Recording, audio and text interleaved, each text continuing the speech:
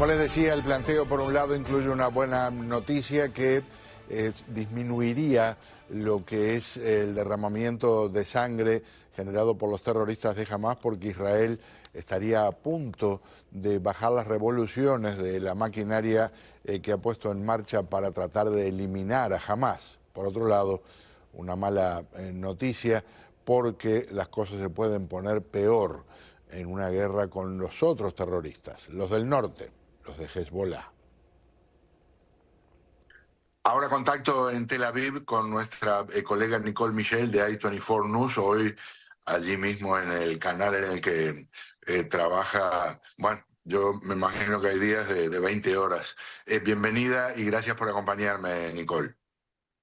Siempre es un placer, Pedro. Muchísimas gracias.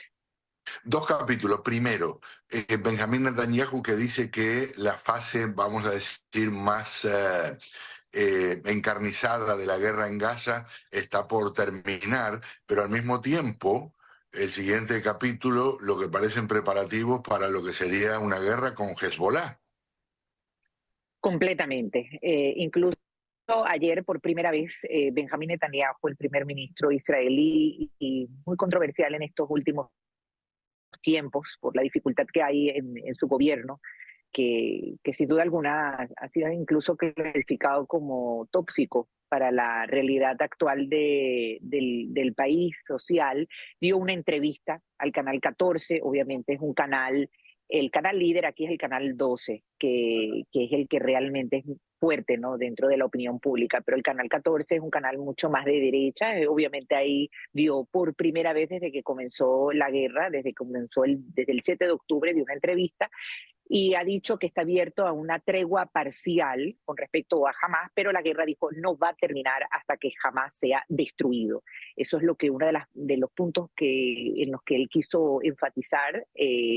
Dijo que Sinwar, hablando también del líder terrorista de Hamás, de Sinwar, que ha tratado de jugar de alguna manera con los acuerdos que se han querido hacer en estos últimos tiempos, jamás con sus lineamientos que tiene hacia Qatar y en esa búsqueda de liberar de alguna manera todos, que es lo que se quiere, los rehenes que están todavía israelíes en manos del terrorismo de Hamás, pero ha sido tremendamente difícil. Y hay que pensar de que estas palabras de Netanyahu de querer eliminar completamente a Hamás es quizás, Pedro, una utopía. Es quizás una manera de ganar un juego verbal a nivel televisivo, a nivel de la opinión pública, en poder mostrarse fuerte, y es lo que realmente quisiera y quiere oír la sociedad. Pero hay una realidad detrás de todo esto. No puedes eliminar las ideas. Y encuestas, las últimas encuestas que se han hecho en todo lo que es la Palestina de Cisjordania, jamás tiene una fuerza enorme y no han condenado realmente lo sucedido el 7 de octubre. Por lo tanto, eliminar a Hamás no es la solución. La solución ahora es traer, vivos o muertos, a todos los secuestrados que siguen en manos del terrorismo, de los cuales se piensa que nada más 40 Por cierto, estén vivos. Hasta un jefe militar dijo días atrás que no era realista eliminar completamente a Hamás. No, es que el hecho está en que es difícil. En estos momentos lo que debe de hacerse es una reconstrucción primero de la misma fuerza interna del país, en Israel, que está muy debilitado ahí todo el tiempo, y más aún los sábados de la noche cuando termina el Shabbat, hay manifestaciones por parte de la sociedad civil que está disgustada con el gobierno. Es un gobierno de extrema derecha que ha buscado el hecho de incorporar religiosos en el ejército, la preocupación política de mantenerse en el poder, que en estos momentos no se trata de izquierdas o derechas, ni de juegos de tronos, se trata de que hay una sociedad que todavía tiene a 120 secuestrados o más, que hay 2 niños que todavía siguen en manos del terrorismo, que la inteligencia americana y la inteligencia israelí han sabido que quizás nada más son 40, como te decía anteriormente, los que estén vivos, y que en estos momentos ese debe ser el foco, que hay también una gran preocupación por parte del sistema internacional a la realidad de más de 1 millón de desplazados gazatíes palestinos que están sufriendo el terrorismo porque no sufren la opresión de las fuerzas de defensa de Israel, sino de cómo su mismo grupo político, que son terroristas, jamás los ha subyugado y los ha utilizado para controlar completamente la zona, y donde en esa misma zona se piensa que deben de estar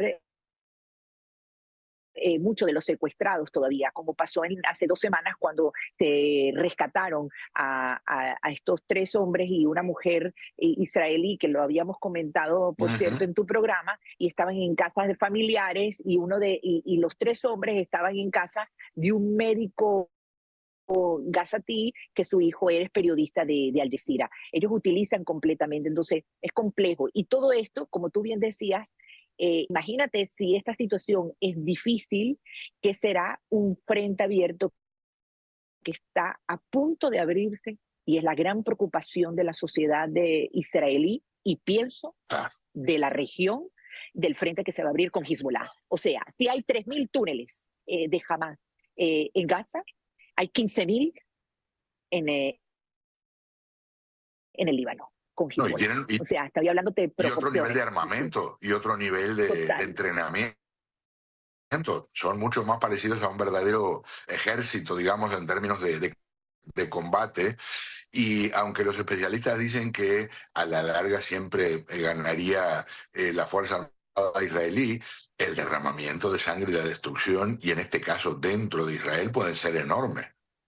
Enorme. Incluso ayer yo estaba entrevistando a Avi Volkovich, que es un ciudadano mexicano israelí, reservista de las Fuerzas de Defensa de Israel, que ya está alistándose, ya están alistándose para ir al norte, ya incluso las tanquetas están preparándose en los altos del Golán,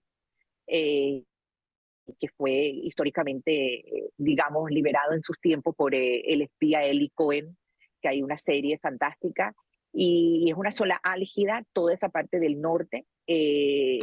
Los mismos, lamentablemente hay que comprender que el Hezbollah, este grupo chiita terrorista, se ha libanizado enormemente, y el hecho de libanizarse ha provocado el control de todo un país, pero de un país que también está asustado, porque no, por supuesto que no controlan 100%, y ya muchas iglesias, hay que comprender que hay árabes musulmanes y hay árabes cristianos, ortodoxos, en sus misas están reflejando la gran preocupación de lo que ellos saben que sería una confrontación con Israel. En cualquier momento que atacara duramente Hezbollah en una guerra abierta a Israel, como ya han querido asustar a través de ese dron que se infiltró en la zona de Haifa, en todo el puerto, y grabó, que lo hemos visto en todas partes, en ese momento, en el momento que realmente no sean los misiles que el la cúpula de hierro, que se puede ver saturada, por cierto, en una guerra abierta con Hezbollah. Pero en el momento que ellos ataquen en una guerra abierta, Beirut se hace polvo. Beirut se hace polvo por parte de Israel, y no porque quieran atacar a sus ciudadanos, sino porque el ataque es o sobrevivo yo ante tu ataque.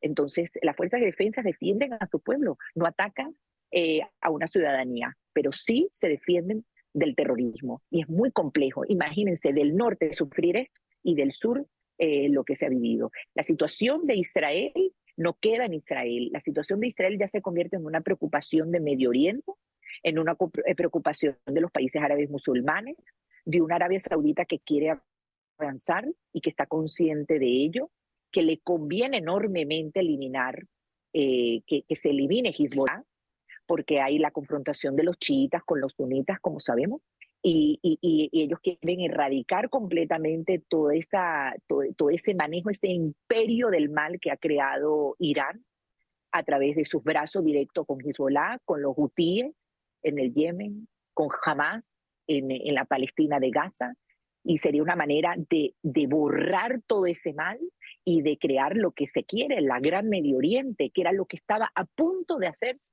antes del 7 de octubre, con esa cercanía que había ya de Riad a Jerusalén, digamos, de Arabia Saudita con Israel. Entonces, obviamente que esto no es algo que ya le conviene a Israel para sobrevivir, le conviene a Medio Oriente y le conviene al mundo, al sistema internacional y a los Estados Unidos, ahora que vienen las elecciones. Así mismo es. Nicole, mil gracias. Mil gracias por acompañarnos. Lo mejor para ti.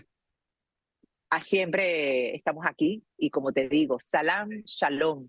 Shalom, muchas gracias. Mucho cariño. Siempre el mismo. Gracias a ti. Seguimos aquí en nuestro programa después de esta conversación con nuestra colega Nicole Michel de i24 News en Tel Aviv, Israel.